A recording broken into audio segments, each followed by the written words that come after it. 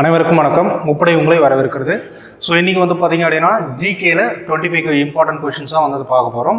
So அதில் வந்து பார்த்திங்கன்னா ஃபர்ஸ்ட் கொஷின் பாருங்கள். In India the population census is conducted once every year dash.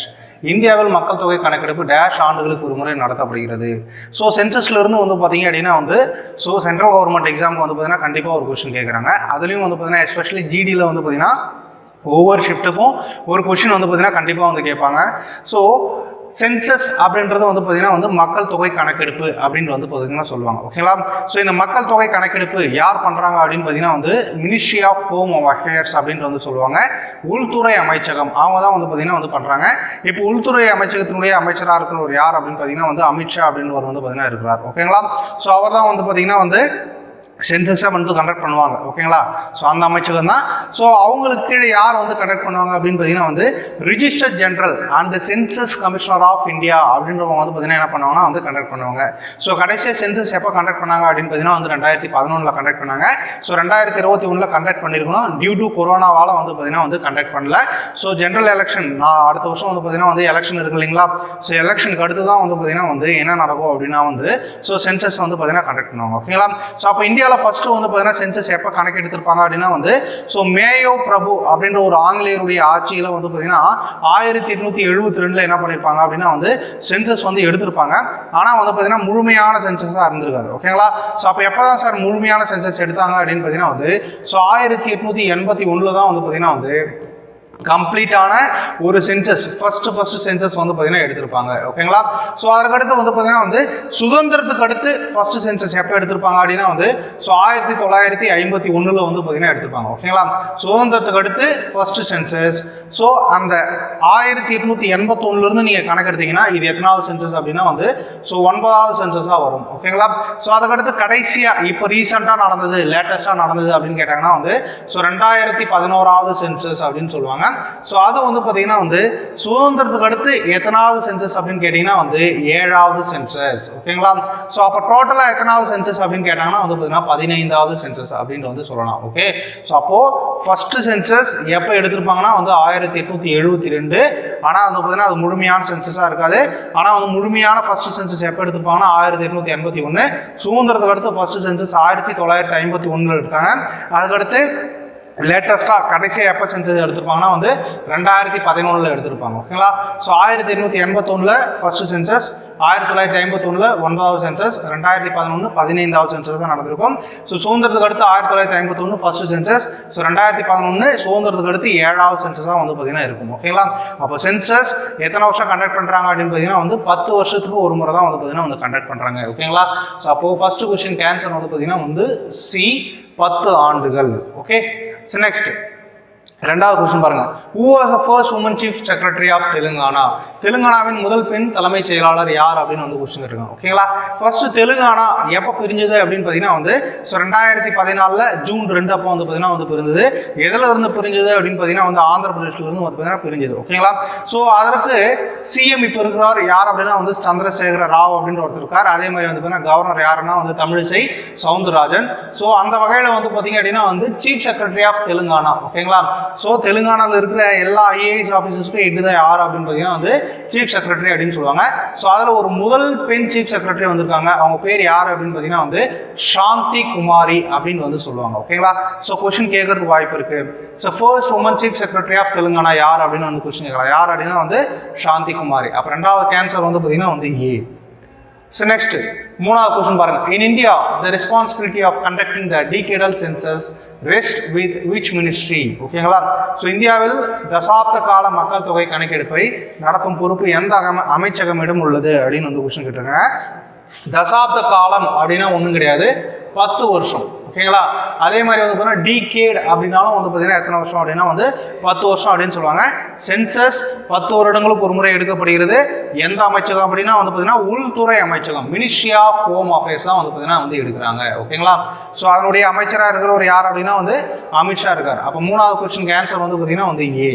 So next, நாலாவது question பாருங்க. Who is the Director General of Border Security Force? ஓகேங்களா? எல்லை பாதுகாப்பு படையின் இயக்குனர் ஜெனரல் யார் அப்படின்னு கொஸ்டின் கேட்டிருக்காங்க. ஸோ இந்த பிஎஸ்எஃப் அப்படின்றது வந்து பார்த்தீங்கன்னா எதற்கு கீழே வரும் அப்படின்னா சிஏபிஎஃப்க்கு கீழே வரும். ஓகேங்களா? என்னது CAPF central armed police force அப்படின்னு வந்து சொல்லுவாங்க. அதற்கு கீழே வரதான் வந்து பார்த்தீங்கன்னா இந்த BSF. ஓகேங்களா, இது எந்த வருஷம் உருவாகிருக்கும் அப்படின்னா வந்து 1965 உருவாகி இருக்கும். ஓகே, ஸோ இதனுடைய டைரக்டர் ஜெனரலாக இருக்கிறவர் யார் அப்படின்னா வந்து நிதின் அகர்வால் அப்படின்றவர் வந்து பார்த்தீங்கன்னா இருக்கார். இந்த நிதின் அகர்வால் வந்து பார்த்தீங்கன்னா வந்து ஒரு IPS ஆஃபீஸர். அப்போ 4வது ஆன்சர் வந்து பார்த்தீங்கன்னா வந்து C நிதின் அகர்வால். ஓகேவா, ஸோ நெக்ஸ்ட் 5வது the first census of independent India was conducted in dash. ஓகேங்களா, சுதந்திர இந்தியாவில் முதல் மக்கள் தொகை கணக்கெடுப்பு எப்போது நடத்தப்பட்டது அப்படின்னு வந்து கொஸ்டின் கேட்குறாங்க. ஸோ எப்போ அப்படின்னா வந்து பார்த்தீங்கன்னா 1951 நடத்திருப்பாங்க. ஸோ இது வந்து பார்த்தீங்கன்னா டோட்டலாக எத்தனாவது சென்சஸ் அப்படின்னா வந்து 9வது சென்சஸ். ஸோ சுதந்திரத்துக்கு அடுத்து வந்து பார்த்தீங்கன்னா இது வந்து ஃபர்ஸ்ட் சென்சஸ். ஓகேங்களா, இதுவும் உங்களுக்கு வந்து கொஸ்டின் கேட்குறாங்க. 1951 நடந்த சென்சஸ்.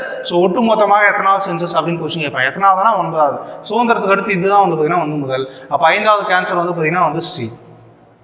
ஸோ நெக்ஸ்ட் 6வது.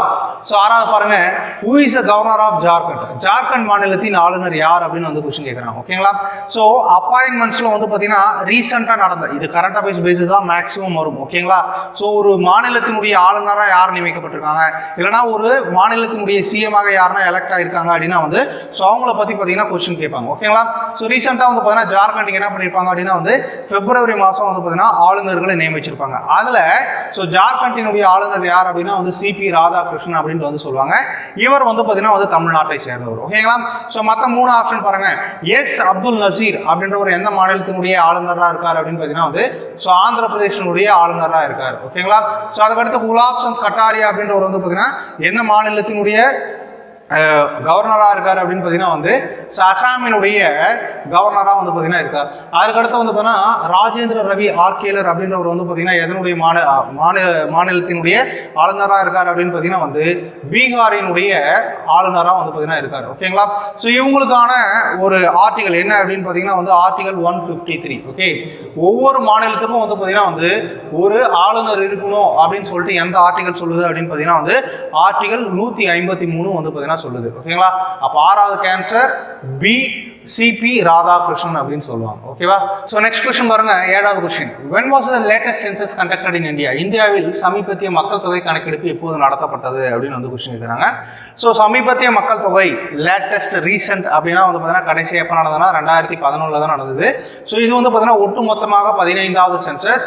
சுதந்திரத்துக்கு பின்னாடி வந்து பாத்தீங்கன்னா வந்து 7வது சென்சஸ் வந்து பாத்தீங்கன்னா இது நடந்திருக்கு. ஓகேங்களா, சோ 16வது சென்சஸ் வந்து பாத்தீங்கன்னா எப்ப நடந்திருக்கணும் அப்படின்னா வந்து 2021ல நடந்திருக்கணும். பட் ஆனால் வந்து பார்த்தீங்கன்னா கொரோனா காலமாக வந்து பார்த்தீங்கன்னா வந்து சென்சஸ் எடுக்க முடியல. ஸோ 16வது சென்சஸ் எப்போ நடக்க இருக்குது அப்படின்னு பார்த்தீங்கன்னா வந்து 2024. ஸோ எலெக்ஷனுக்கு அப்புறம் வந்து பார்த்தீங்கன்னா வந்து நடத்துறதா வந்து பார்த்தீங்கன்னா சொல்லிட்டு இருக்காங்க. ஓகேங்களா, ஸோ உங்களுக்கு இப்படி கூட கொஸ்டின் கேட்கலாம், 16வது சென்சஸ் எப்போ நடக்க இருந்தது ஆனால் நடக்கலை அப்படின்னு கொஸ்டின் கேட்கலாம். எப்போ நடக்க இருந்தது அப்படின்னா வந்து 2021 நடக்க இருந்தது. அப்போ 7வது கேன்சர் வந்து பார்த்தீங்க அப்படின்னா வந்து டெல்லி 2011. ஓகேவா, நெக்ஸ்ட் 8வது பாருங்க, who is the president of World Bank Group?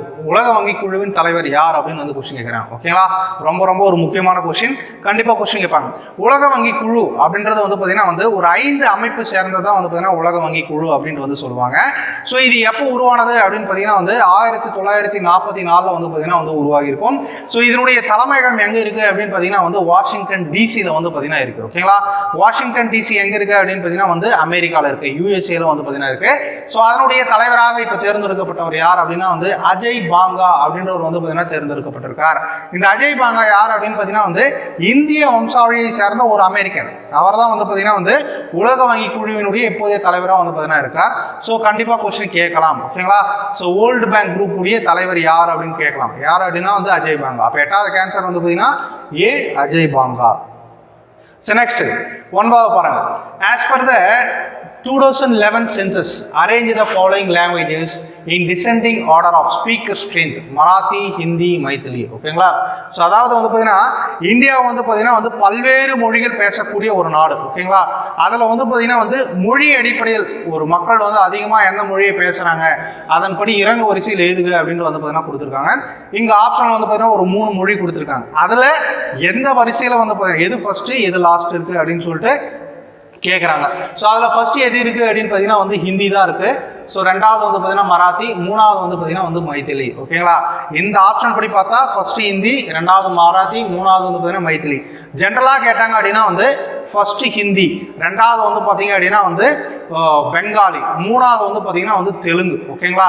So இதுதான் வந்து பார்த்தீங்கன்னா உங்களுக்கு வந்து ஆர்டராக இருக்கும். ஓகேங்களா? அப்போ 9வது கேன்சர் வந்து பார்த்தீங்கன்னா வந்து டி, ஹிந்தி, மராத்தி, மைத்திலி அப்படின்றதான் வந்து பார்த்தீங்க அப்படின்னா வந்து ஸோ உங்களுக்கு இந்த ஆர்டரில் கொடுத்துருக்காங்க. 9வது கொஸ்டின் ஆன்சர் வந்து பார்த்தீங்கன்னா வந்து டெல்லி. நெக்ஸ்ட் 10வது who was appointed chief minister of Meghalaya. ஓகேங்களா? மேகாலயாவின் முதல்வராக நியமிக்கப்பட்டவர் யார் அப்படின்னு வந்து கொஸ்டின் கேட்டிருக்காங்க. So CM. ஓகேங்களா? ஸோ ஒவ்வொரு ஸ்டேட்டுக்கும் வந்து பார்த்தீங்கன்னா சிஎம் இருக்கணும் அப்படின்னு சொல்லிட்டு எந்த ஆர்டிகல் சொல்லுது அப்படின்னா வந்து ஆர்டிகல் 164 வந்து பார்த்தீங்கன்னா சொல்லுது. இந்த சிஎம் யார் நியமனம் பண்ணுவாங்க அப்படின்னு பார்த்தீங்கன்னா வந்து ஸோ கவர்னர் தான் வந்து பார்த்தீங்கன்னா பண்ணுவாங்க. ஸோ பொதுவாக சிஎம்க்கு வந்து பார்த்தீங்கன்னா பதவி காலம் எத்தனை ஆண்டுகள் அப்படின்னு பார்த்தீங்கன்னா வந்து 5 ஆண்டுகள். ஓகேங்களா? ஸோ இவங்க வந்து பார்த்தீங்கன்னா தேர்ந்தெடுக்கப்படுகிறதுக்கு குறைந்தபட்ச வயது எவ்வளவு இருக்கும் அப்படின்னு பார்த்தீங்கன்னா வந்து 25 வயது. ஓகேங்களா? ஸோ எம்எல்ஏக்களுக்கு வந்து பார்த்தீங்கன்னா தேர்ந்தெடுக்கக்கூடிய வயது எவ்வளோ அப்படின்னா வந்து 25. ஸோ எம்எல்ஏ இருக்கிறவங்க தான் என்ன ஆகாங்க அப்படின்னு பார்த்தீங்கன்னா வந்து சிஎம்ஆ மாறுவாங்க. ஓகே? ஸோ அந்த மாதிரி மேகாலயனுடைய சிஎம்ஆ யார் இருக்காங்க அப்படின்னா வந்து ஸோ கான்ராட் கொங்கல் சங்மா அப்படின்றவர் தான் வந்து பார்த்தீங்கன்னா வந்து மேகாலயாவினுடைய சிஎம்ஆ வந்து பார்த்தீங்கன்னா இருக்கார். ஓகேங்களா? ஸோ மற்ற ஆப்ஷன்லாம் பாருங்க. ஜெகன்மோகன் ரெட்டி எதனுடைய சிஎம் அப்படின்னா வந்து ஆந்திர பிரதேஷ். ஓகேங்களா? ஸோ அதே மாதிரி வந்து பார்த்தீங்கன்னா பெமா காண்ட் அப்படின்றவர் வந்து பார்த்தீங்கன்னா வந்து ஸோ அருணாச்சல் பிரதேசனுடைய சிஎம்ஆ இருக்கிறார். அதுக்கடுத்து வந்து பார்த்தீங்கன்னா ஹிமந்தா பிஸ்வா சர்மா அப்படின்றவர் வந்து பார்த்தீங்கன்னா வந்து அசாமினுடைய சிஎம்ஆ வந்து பார்த்தீங்கன்னா இருக்கிறார். ஓகேங்களா? ஸோ இப்படி தான் வந்து பார்த்தீங்கன்னா உங்களுக்கு கொஸ்டின்ஸும் வந்து பார்த்தீங்கன்னா இருக்கும். அதனால வந்து பார்த்தீங்கன்னா சிஎம் கவர்னரை பொறுத்த வரைக்கும் வந்து பார்த்தீங்கன்னா 4 ஆப்ஷன் தெரிஞ்சு வச்சுக்கிறது உங்களுக்கு வந்து ரொம்ப நல்லது. ஓகே? இப்போ 10வது கேன்சர் வந்து பார்த்தீங்கன்னா வந்து ஏ கான்ராட் கொங்கால் சங்மா அப்படின்றது தான் வந்து மேகாலயனுடைய சிஎம்ஆ இருக்கார். ஓகேவா? Next 11வது. So for the purpose of census 2011, a person aged dash and above who can both read and write with understanding in any language was treated as literate. ஓகேங்களா? ஸோ அதாவது வந்து பார்த்தீங்கன்னா வந்து எத்தனை வயசுக்கு மேலே இருக்கிறவங்க வந்து பார்த்தீங்கன்னா வந்து கல்வி அறிவு பெற்றவங்க மக்கள் தொகையின் அடிப்படையில் அப்படின்னு வந்து கொஸ்டின் கேட்குறாங்க. ஸோ என்ன அப்படின்னு பார்த்தீங்கன்னா வந்து ஒருத்தர் கல்வி அறிவு பெற்றோர் அப்படின்றதுக்கு வந்து பார்த்தீங்கன்னா வந்து பட்ட படிப்பு வந்து தேவை கிடையாது. அதாவது டிகிரி வச்சிருக்கணுன்ற அவசியம் இல்லை. ஒருத்தருடைய தாய்மொழியை 7 வயதுக்கு மேற்பட்ட ஒரு நபர் வந்து பார்த்தீங்கன்னா எழுத படிக்க தெரிஞ்சா அவங்க வந்து பார்த்தீங்கன்னா கல்வி அறிவு பெற்றவராக வந்து பார்த்தீங்கன்னா கருதப்படுவார். ஓகேங்களா? இப்போ தமிழ்நாட்டில் இருந்தால் தமிழ் எழுத படிக்க தெரிஞ்சால் போதும். கர்நாடகாவில் இருந்தால் கன்னடம் எழுத படிக்க தெரிஞ்சால் போதும். அதே மாதிரி வந்து பார்த்தீங்கன்னா கேரளாவில் இருந்தால் ஸோ மலையாளம் எழுத படிக்க தெரிஞ்சால் போதும். அதே மாதிரி வந்து பார்த்தீங்கன்னா ஆந்திராவில் இருந்தால் தெலுங்கு எழுத படிக்க தெரிஞ்சால் போதும். எத்தனை வயசுக்கு மேலே? 7 வயசுக்கு மேலே. ஓகேங்களா? அதே வந்து பார்த்தீங்கன்னா வந்து வயது வந்தோர் கல்வி அறிவு விகிதம் அப்படின்னா வந்து 15 வயசுக்கு மேலே எழுத படிக்க தெரிஞ்சால் அவங்களுக்கு வந்து பார்த்தீங்கன்னா வந்து வயது வந்தோர் கல்வி அறிவு விகிதத்தில் வந்து பார்த்தீங்கன்னா அவங்கள வச்சுப்பாங்க. ஓகேங்களா? இங்கே கேட்டிருக்கிறது ஜென்ரலாக கேட்டிருக்காங்க. அப்போ ஜென்ரல் அப்படின் போது வந்து பார்த்தீங்கன்னா வந்து 7. ஓகேங்களா? 7 வயசுக்கு மேலே ஒருத்தர் தன்னுடைய தாய்மொழியை எழுத படிக்க தெரிஞ்சால் போதும். அவர் வந்து என்னது கல்வி அறிவு பெற்றவராக கருதப்படுவார். அப்போ 11வது கேன்சர் வந்து பார்த்தீங்கன்னா வந்து சி. ஸோ நெக்ஸ்ட் 12வது who has been appointed as new chairman of BRICS new development bank. ஓகேங்களா? புதிய வளர்ச்சி வங்கியினுடைய ஸோ தலைவராக தேர்ந்தெடுக்கப்பட்டவர் யார் அப்படின்னு வந்து கொஸ்டின் கேட்டிருக்காங்க. ஓகேங்களா? இந்த புதிய வளர்ச்சி வங்கி எதற்காக மட்டும் செயல்படுது அப்படின்னா வந்து பிரிக்ஸ் அப்படின்ற ஒரு அமைப்பு இருக்கு. ஓகேங்களா? ஸோ பிரிக்ஸ் அப்படின்னா வந்து Brazil, Russia, India, China, south Africa. ஓகேங்களா? இந்த 5 கண்ட்ரி சேர்ந்தது தான் வந்து பார்த்தீங்கன்னா பிரிக்ஸ் அமைப்பு அப்படின்னு சொல்லுவாங்க. இவங்களுக்காக ஒர்க் பண்ணக்கூடிய ஒரு பேங்க் தான் வந்து பார்த்தீங்கன்னா வந்து நியூ டெவலப்மெண்ட் பேங்க் அப்படின்னு வந்து சொல்லுவாங்க. ஓகேங்களா? இது 2014 உருவாக்கியிருப்பாங்க. நடைமுறைக்கு வந்தது 2015. ஸோ இது வந்து பார்த்தீங்கன்னா எங்கே இருக்குது அப்படின்னா வந்து இதனுடைய ஹெட் குவார்ட்டர்ஸ் தலைமையகம் எங்கே இருக்குது அப்படின்னா வந்து ஷாங்காயில் இருக்குது. ஷாங்காய் எங்கே இருக்குது அப்படின்னா வந்து சைனாவில் இருக்குது. ஓகேவா? ஸோ அதனுடைய தலைவராக இப்போ தேர்ந்தெடுக்கப்பட்டவர் யார் அப்படின்னா வந்து திவ்யா ரோசப் அப்படின்றவர் வந்து பார்த்தீங்கன்னா வந்து தேர்ந்தெடுக்கப்பட்டிருக்கார். ஓகேங்களா? ஸோ அப்போ பிரிக்ஸினுடைய நியூ டெவலப்மெண்ட் பேங்கினுடைய தலைவர் யார் அப்படின்னா வந்து திவ்யா ரோசப். அப்போ 12வது கேன்சர் வந்து பார்த்தீங்கன்னா வந்து C. So next 13வது as per the census 2011 which of the following is the correct range of population of India. ஓகேங்களா? ஸோ 2011 சென்சஸ் படி வந்து பார்த்தீங்கன்னா வந்து இந்தியாவினுடைய மக்கள் தொகை கணக்கெடுப்பு எவ்வளோ பில்லியன் அப்படின்னா 1.21 பில்லியன் அப்படின்னு சொல்லுவாங்க. ஓகேங்களா? என்னது 1.21 பில்லியன். ஓகே? ஸோ இதில் வந்து பார்த்தீங்கன்னா உங்களுக்கு டேரெக்டாக 1.21 பில்லியன் கொடுக்கவே கிடையாது. ஆனால் இடைப்பட்ட ரேஞ்ச் வந்து பார்த்தீங்கன்னா கொடுத்துட்டாங்க. என்ன ரேஞ்ச் அப்படின்னா வந்து 1.2 to 1.3 பில்லியன் அப்படின்ற மாதிரி கொடுத்துட்டாங்க. இங்க கேட்டிருக்கிறதும் வந்து பார்த்தீங்கன்னா வந்து கரெக்ட் ரேஞ்ச், அதாவது வந்து பார்த்தீங்கன்னா அப்ராக்சிமேட்டா எவ்வளோ இருக்கும் அப்படின்னு தான் கேட்குறாங்க. எவ்வளோ அப்படின்னா வந்து 1.2லிருந்து 1.3 பில்லியனுக்குள்ள வந்து பார்த்தீங்கன்னா இருக்கு. ஓகேங்களா? அப்போ 13வது கேன்சர் வந்து பார்த்தீங்கன்னா வந்து ஏ. ஸோ நெக்ஸ்ட் 14வது who was re-elected as FIFA president. ஓகேங்களா? ஸோ FIFA தலைவராக மீண்டும் தேர்ந்தெடுக்கப்பட்டவர் யார் அப்படின்னு வந்து கொஸ்டின் கேட்டிருக்கேன். இந்த FIFA அப்படின்றவங்க யார் அப்படின்னு பார்த்தீங்கன்னா வந்து ஸோ ஃபுட்பாலை நடத்துறவங்க இவங்க தான். ஓகேங்களா? இப்போ ஐசிசி கிரிக்கெட் வேர்ல்டு கப் நடந்தது. ஸோ கிரிக்கெட் வேர்ல்டு கப் நடத்துனவங்க கிரிக்கெட்டில் ஐசிசி இன்டர்நேஷனல் கிரிக்கெட் கவுன்சில் சொல்லுவாங்க இல்லையா? ஸோ அந்த மாதிரி ஃபுட்பாலுக்கு வந்து பார்த்தீங்கன்னா இருக்கிறவங்க வந்து FIFA. ஓகேங்களா? So federation international D football association அப்படின்னு சொல்லுவாங்க. இந்த FIFA அப்படின்றது வந்து பார்த்தீங்கன்னா வந்து ஒரு பிரெஞ்சு வார்த்தை. என்ன வார்த்தை? பிரெஞ்சு வார்த்தை அப்படின்னு சொல்லுவாங்க. ஸோ இது எப்போ உருவாச்சு அப்படின்னு பார்த்தீங்கன்னா வந்து 1904 வந்து பார்த்தீங்கன்னா வந்து உருவாகி இருக்கும். ஸோ இது எங்கே உருவாகி இருப்பாங்க அப்படின்னா வந்து பாரிஸ் பிரான்ஸில் வந்து உருவாகி இருப்பாங்க. ஆனால் இதனுடைய தலைமையகம் எங்கே இருக்குது அப்படின்னா வந்து ஜூரிச் அப்படின்ற ஒரு இடம். ஜூரிச் எங்கே இருக்குது அப்படின்னு பார்த்தீங்கன்னா வந்து சுவிட்சர்லாந்தில் வந்து பார்த்தீங்கன்னா வந்து இருக்குது. ஓகேங்களா? ஸோ அதனுடைய தலைவராக இப்போ திருப்பி தேர்ந்தெடுக்கப்பட்டவர் யார் அப்படின்னா வந்து கியானி இன்ஃபான்டினோ அப்படின்றவர் தான் வந்து பார்த்தீங்கன்னா என்ன ஆயிருக்காரு அப்படின்னா வந்து தேர்ந்தெடுக்கப்பட்டிருக்கார். அப்போ 14வது கேன்சர் வந்து பார்த்தீங்கன்னா வந்து பாம்பே கியானி இன்ஃபான்டினோ. So next 15வது the study of human populations including their size, composition and distribution across space and the process through which population change is called dash. ஓகேங்களா? ஸோ மனித மக்கள் தொகையின் அளவு மற்றும் பரவல், மக்கள் தொகை மாறும் செயல்முறை ஆகியவற்றை உள்ளடக்கிய ஆய்வு எது அப்படின்னு வந்து கேட்டிருக்காங்க. ஸோ எது அப்படின்னா வந்து பார்த்தீங்கன்னா மக்கள் தொகை கணக்கெடுப்பு. ஓகேங்களா? டெமோகிராஃபி அப்படின்ட்டு வந்து பார்த்தீங்கன்னா சொல்லுவாங்க. அப்போ 15வது கேன்சர் வந்து பார்த்தீங்கன்னா வந்து பாம்பே. ஸோ நெக்ஸ்ட் 16வது so who is the chief minister of Tripura? ஓகேங்களா? திரிபுராவின் முதல்வர் யார் அப்படின்னு வந்து கேட்டிருக்காங்க. ஸோ திரிபுராவின் முதல்வர் யார் அப்படின்னு பார்த்தீங்கன்னா வந்து மாணிக் சாகா அப்படின்னு வந்து சொல்லுவாங்க. ஓகேங்களா? ஸோ அவருக்கு அடுத்து டெல்லியினுடைய முதல்வராக இருக்கிறவர் யார் அப்படின்னா வந்து அரவிந்த் கெஜ்ரிவால். ஸோ அவருக்கு அடுத்து வந்து பார்த்தீங்கன்னா வந்து பிரமோத் சாவந்த் அப்படின்றவர் வந்து பார்த்தீங்கன்னா எதனுடைய முதல்வராக இருக்கார் அப்படின்னு பார்த்தீங்கன்னா வந்து கோவா. ஓகேங்களா? ஸோ கண்டிப்பாக கொஸ்டின் கேட்பாங்க. ஏன் கொஸ்டின் கேட்பாங்க அப்படின்னு பார்த்தீங்கன்னா வந்து ஸோ கோவாவில் தான் வந்து பார்த்தீங்கன்னா 37வது தேசிய விளையாட்டுப் போட்டிகள் வந்து பார்த்தீங்கன்னா நடந்துருச்சு ஆல்ரெடி. ஓகேவா? ஸோ அந்த 37வது விளையாட்டு போட்டிகளில் வந்து பார்த்தீங்கன்னா வந்து ஸோ கலந்து துவக்கி வச்சவர் யார் அப்படின்னு பார்த்தீங்கன்னா வந்து பிரமோத் சாவந்த் அப்படின்றவர் தான் வந்து பார்த்தீங்கன்னா துவக்கி வச்சிருப்பார். ஸோ அதனுடைய 37வது நேஷனல் கேம்ஸோடைய சின்னமாக வந்து பார்த்தீங்கன்னா வந்து மோகா தி பைசான் அப்படின்ற ஒரு காட்டெருமையை வந்து பார்த்தீங்கன்னா வந்து அறிவிச்சிருப்பார். ஓகேங்களா? ஸோ அதில் யார் ஃபர்ஸ்ட் வந்தாங்க 37th நேஷனல் கேம்ஸில் வந்து பார்த்தீங்கன்னா யார் ஃபர்ஸ்ட் வந்தாங்க அப்படின்னு சொல்லிட்டு வந்து பார்த்தீங்கன்னா கீழே வந்து கமெண்ட் பண்ணுங்க. ஓகேங்களா? அதே மாதிரி பூபேந்திர பட்டேல் வந்து பார்த்தீங்க அப்படின்னா வந்து ஸோ எதனுடைய சிஎம்மா இருக்கார் அப்படின்னு பார்த்தீங்கன்னா வந்து குஜராத்தினுடைய சிஎம்மா இருக்கார். ஓகேவா? 16வது கேன்சர் வந்து பார்த்தீங்கன்னா வந்து பூபேந்திர பட்டேல். சாரி, பூபேந்திர பட்டேல் கிடையாது, திரிபுராக்கு மாணிக் சாகா, குஜராத்துக்கு பூபேந்திர பட்டேல், அரவிந்த் கெஜ்ரிவால் வந்து டெல்லி, பிரமோத் சாவந்த் வந்து பார்த்தீங்கன்னா வந்து Goa. So next 17வது the number of live births per 1000 persons in a year is called dash. ஒரு வருடத்தில் 1000 நபர்களுக்கு உயிருள்ள பிறப்புகளின் எண்ணிக்கை எவ்வளோ அப்படின்னு வந்து கேட்குறாங்க. ஓகேங்களா? ஸோ அது வந்து பார்த்தீங்கன்னா வந்து பிறப்பு விகிதம் அப்படின்னு சொல்லுவாங்க. ஓகேங்களா? இப்போ 1000 குழந்தை இருந்தது அப்படின்னா வந்து ஒரு வருஷத்துல எவ்வளவு குழந்தைகள் பிறக்குது, அது ஆணாக இருந்தாலும் சரி பெண்ணாக இருந்தாலும் சரி, உயிருள்ள குழந்தைகள் பிறந்தது அப்படின்னு பார்த்தீங்கன்னா வந்து அது பிறப்பு விகிதம் அப்படின்னு வந்து சொல்லுவாங்க. அப்படி இல்லாமல் ஸோ இதுலேயே இன்னொரு டேர்மும் இருக்குது. ஓகேங்களா? ஒவ்வொரு வருஷமும் 1000 நபர்களுக்கு, ஆண் நபர்களாக இருந்தாலும் சரி பெண் நபர்களாக இருந்தாலும் சரி, எவ்வளவு பேர் இறக்குறாங்களோ அது வந்து இறப்பு விகிதம் அப்படின்னு சொல்லுவாங்க. இங்கே கேட்டிருக்கிறது வந்து பார்த்தீங்கன்னா உயிருள்ள பிறப்புகளின் எண்ணிக்கை அப்படின்னு தான் கேட்டிருக்காங்க. அது வந்து பார்த்தீங்கன்னா பர்த் ரேட் அப்படின்னு சொல்லுவாங்க, பிறப்பு விகிதம் அப்படின்னு சொல்லுவாங்க. 17வது கேன்சர் வந்து பார்த்தீங்கன்னா வந்து டெல்லி பிறப்பு விகிதம். நெக்ஸ்ட் 18வது the number of persons per unit area gives a measurement of dash. ஒரு யூனிட் பகுதிக்கு நபர்களின் எண்ணிக்கை டேஷ் அளவை கொடுக்கிறது. ஓகேங்களா? ஸோ என்ன அப்படின்னு பார்த்தீங்கன்னா வந்து மக்கள் தொகை அடர்த்தி அப்படின்னு சொல்லுவாங்க, பாப்புலேஷன் டென்சிட்டி. ஓகேங்களா? ஸோ பாப்புலேஷன் டென்சிட்டி அப்படின்னா வந்து ஒன்றும் கிடையாது. ஓகேங்களா? ஸோ இப்படி 1 கிலோமீட்டர், இப்படி 1 கிலோமீட்டர், இப்படி 1 கிலோமீட்டர், இப்படி 1 கிலோமீட்டர். ஓகேங்களா? ஸோ இதுதான் வந்து பார்த்தீங்கன்னா 1 ஸ்கொயர் கிலோமீட்டர் அப்படின்னு சொல்லுவாங்க. இதுக்குள்ள எவ்வளோ பேர் இருக்காங்களோ அதுதான் வந்து பார்த்தீங்கன்னா என்னன்னு சொல்லுவாங்கன்னா வந்து பாப்புலேஷன் டென்சிட்டி அப்படின்னு சொல்லுவாங்க, மக்கள் தொகை அடர்த்தி அப்படின்னு சொல்லுவாங்க. ஸோ இந்தியாவில் வந்து பார்த்தீங்கன்னா வந்து 382 பேர் இருக்காங்களா ஒரு சதுர கிலோமீட்டர்ல. எவ்வளவு பேர் இருக்காங்க? 382 பேர். தமிழ்நாட்டில் எவ்வளவு பேர் இருக்காங்க அப்படின்னு பார்த்தீங்கன்னா வந்து 555 பேர் வந்து பார்த்தீங்கன்னா இருக்கிறாங்க. ஸோ அதே மாதிரி வந்து பார்த்தீங்கன்னா வந்து ஸோ பாப்புலேஷன் டென்சிட்டி ஸோ அதிகமாக இருக்கிற ஸ்டேட் எது அப்படின்னு பார்த்தீங்கன்னா வந்து பீகாரில் தான் அதிகமாக இருக்குது. அதில் எவ்வளோ இருக்காங்க அப்படின்னு சொல்லிட்டு வந்து பார்த்தீங்கன்னா நீங்கள் கீழே கமெண்ட் பண்ணுங்கள். ஓகேங்களா? அப்போ 18வது கேன்சர் வந்து பார்த்தீங்கன்னா வந்து மக்கள் தொகை அடர்த்தி. ஸோ நெக்ஸ்ட் 19வது who is the chief minister of Nagaland? ஓகேங்களா? நாகாலாந்தின் முதல்வர் யார் அப்படின்னு வந்து கேட்டிருக்காங்க. ஸோ யார் அப்படின்னு பார்த்தீங்கன்னா வந்து நெய்பியூ ரியோ அப்படின்றவர் தான் வந்து பார்த்தீங்கன்னா நாகாலாந்தினுடைய முதல்வராக இருக்கார். ஓகேங்களா? ஸோ அதே மாதிரி மனோகர் லால் வந்து பார்த்தீங்கன்னா எதனுடைய முதல்வர்னா ஹரியானா. ஸோ ஹேமந்த் சோரன் அப்படின்றவர் வந்து பார்த்தீங்கன்னா வந்து ஜார்க்கண்ட். சீதாராமையா வந்து பார்த்தீங்கன்னா வந்து எதனுடைய முதல்வராக இருக்கார் அப்படின்னா வந்து ஸோ நம்மளுடைய பக்கத்து ஸ்டேட்டான கர்நாடகாவினுடைய முதல்வராக இருக்கார். அப்போ 19வது கேன்சர் வந்து பார்த்தீங்கன்னா வந்து சி நெய்பியூ ரியோ. ஓகேவா?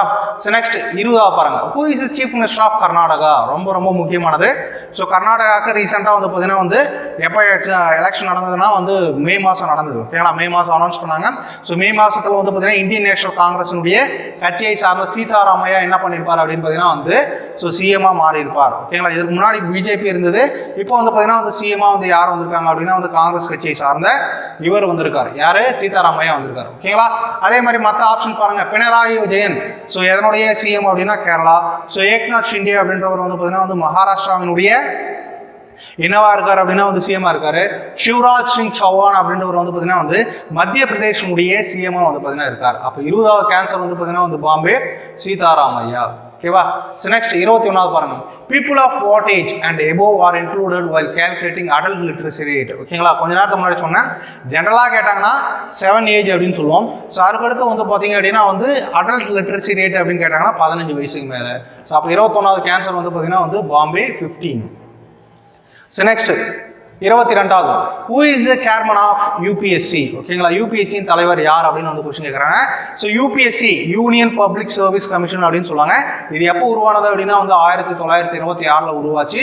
இது இந்திய அரசியலமைப்பில் வந்து பார்த்தீங்கன்னா பகுதி 14 வந்து பார்த்தீங்கன்னா இருக்கு. ஓகேங்களா? ஸோ பகுதி 14 வந்து பார்த்தீங்கன்னா இதை பற்றி வந்து பார்த்தீங்கன்னா சொல்லியிருக்காங்க. ஸோ ஒரு மத்திய அரசாங்கமோ இல்லை மாநில அரசாங்கமோ ஆர்டிகல் 315 பயன்படுத்தி வந்து பார்த்தீங்க அப்படின்னா வந்து தங்களுக்கு தேவையான தேர்வு ஆணையத்தை என்ன பண்ணலாம் அப்படின்னு பார்த்தீங்கன்னா வந்து உருவாக்கிக்கலாம். ஓகேங்களா? ஸோ யூபிஎஸ்சி அப்படின்றதுடைய தலைவராக யார் இருக்கார் அப்படின்னா வந்து மனோஜ் சோனி வந்து பார்த்தீங்கன்னா இருக்கார். ஸோ இவர் தான் வந்து பார்த்தீங்கன்னா ஐஏஎஸ் ஐபிஎஸ் ஆஃபீஸர்ஸை ரெக்ரூட் பண்ணுறதுக்கு ஹெட்டாக இருக்கார். அப்போ 22வது கேன்சருக்கு வந்து பார்த்தீங்கன்னா வந்து மனோஜ் சோனி. ஸோ நெக்ஸ்ட் 23வது, in how many phases was the last census of 2011 conducted in India. ஓகேங்களா?